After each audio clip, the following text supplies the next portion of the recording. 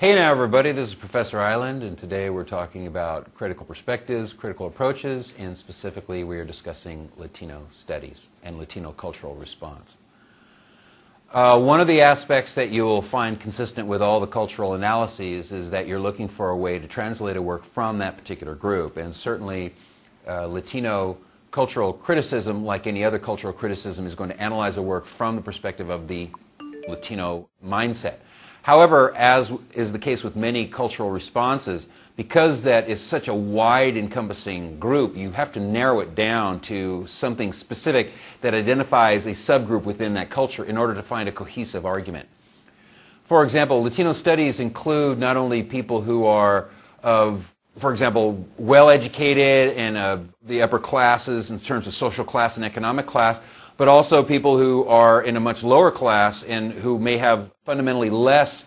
education. And as part of that, you are going to have to identify what the rules are, what the social perspective is of the group before you use that mentality to translate a work as to how they feel about it and how they feel Latinos are being portrayed.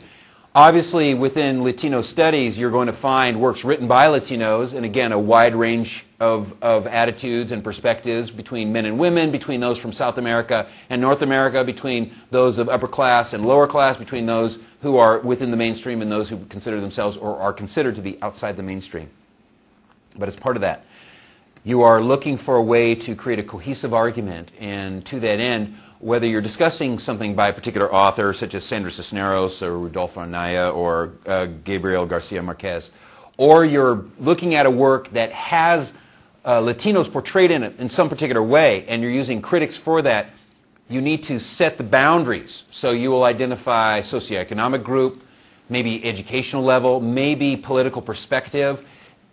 as you begin your argument. So it would be something like, when translated from the Latino perspective of an East LA gang member, you have a very particular mindset in terms of what the rules are, in terms of what's good and what's bad, and when they translate a particular work, such as a rap piece, they're going to say, well, we like this, and we agree with this, and we disagree with that, and we don't like that. And you take the same work, and you translate it from a different cultural perspective, say an upper-class Latino from Mexico City, his translation of what's portrayed in a hip-hop song is going to be fundamentally different. What he's going to like or dislike, what he's going to agree with or disagree with, and there might be some similarities in which they all come together. As part of that, you have to define where you're going with it and make sure that you touch on the important elements. And certainly, from an historical context, when you're bringing out these ideas, a lot of the similar themes like, obviously, immigration, legal or otherwise, Western expansion in terms of a historical context, whose land is it, that kind of stuff. The notion of immigration in the context of refugees and stuff, where if you're from one country and you're trying to get into the United States, they treat you one way. If you're from a different country, they treat you another way, and it has to do with how we treat them. And also, another aspect, American imperialism in South America and America's impact on that. The perspective of who's right and wrong in terms of politics down in Costa Rica is fundamentally different between the Costa Ricans and the people who are from the United States with a particular mindset that says we kind of need to keep everybody under control. These kinds of things